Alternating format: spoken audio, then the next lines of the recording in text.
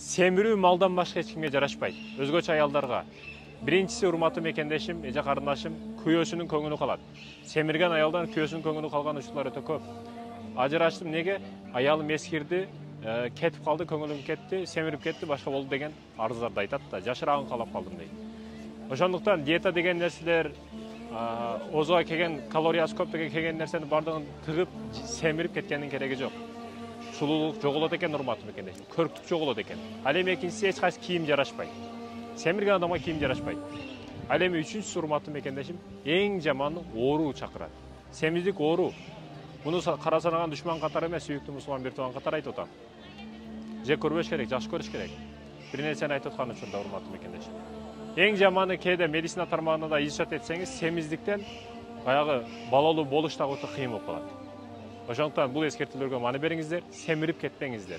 Жеп аткан нерсеге маани бер. Алдыга келгенди жейиш адамдын иши эмес. Алдыга келгенди жеш малдын иши. Адамдын иши эмес.